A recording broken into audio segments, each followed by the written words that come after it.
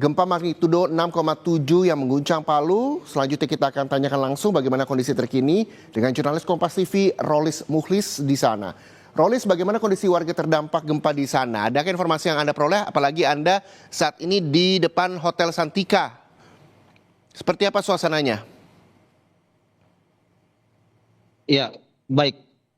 Saudara, saat ini seperti yang Anda lihat, saya sedang berada di Hotel Santika, di mana saat ini setelah sebelumnya dilaporkan bahwa melalui video amatir bahwa Hotel Santika mengalami beberapa kerusakan untuk pada bagian dindingnya, dan untuk saat ini, kondisi saat ini itu sudah dibersihkan dan beberapa pengunjung juga memilih untuk keluar dari hotel untuk mengamankan diri.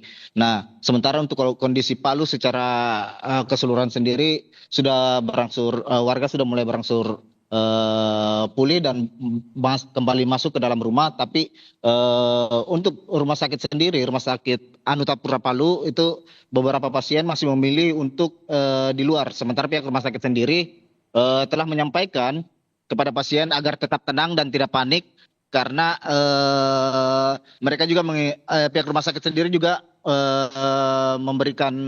berusaha memberikan kenyamanan kepada pasien dengan melakukan perawatan juga di luar biar pasiennya tidak panik. Untuk guncangan gempa sendiri itu dapat dirasakan, gempa 6,7 magnitudo ini dirasakan di beberapa wilayah di Sulawesi Tengah, di wilayah Sigi dan Parigi Motong. Nah, kami mendapatkan informasi juga kalau ada beberapa rumah juga yang rusak di wilayah Kabupaten Sigi, di wilayah Palolo. Nah, untuk sementara data dari BPBD sendiri, mereka masih mendata ada beberapa kerusakan untuk saat ini di 3 wilayah ini. Ya. Oke, Rolis, artinya adalah pihak Hotel Santika begitu cepat untuk mengevakuasi para tamu di sana. Lalu juga pihak rumah sakit juga terus membuat nyaman para pasiennya dan untuk tidak panik keluar dari rumah sakit menyelamatkan diri. Lalu tadi Anda juga menyebutkan bahwa sampai saat ini pihak BPBD juga masih terus mendata kerusakan apa saja yang terjadi akibat gempa.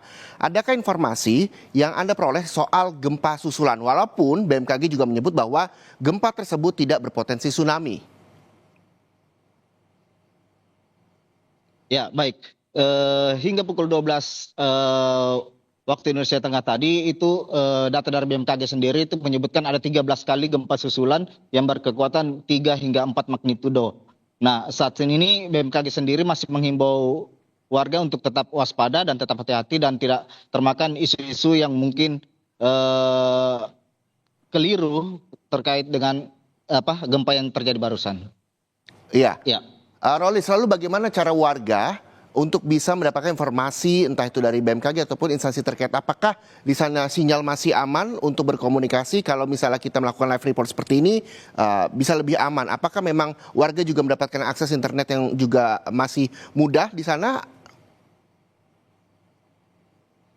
Iya, untuk sementara ini akses internet sendiri masih beroperasi dengan baik, walaupun saat gempa tadi sempat mengalami drop atau sempat hilang jaringan, tapi saat ini warga masih bisa mengakses internet dan menerima informasi dari baik itu dari pemerintah provinsi maupun dari BPBD dan tim SAR.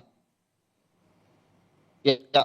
Ya, Rolis, selain pemerintah provinsi tadi Anda menyebutkan bahwa memberikan sejumlah informasi soal adanya gempa, apa saja yang memang sudah dilakukan tindak lanjut dari Pemprov Sulawesi Tengah terhadap korban gempa yang terjadi?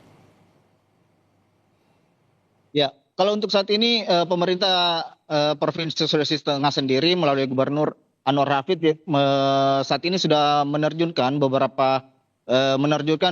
sejumlah petugas kesehatan untuk melihat kondisi warga, baik itu warga yang ada di perumahan maupun warga yang ada di rumah sakit. Wakil Gubernur sendiri Reni Lamajido juga sampai saat ini masih berkeliling di rumah sakit daerah di Kota Palu. Oke, jadi langkah cepat dari Pemprov juga dilakukan untuk mengunjungi warga yang terdampak gempa, baik itu di rumah sakit maupun di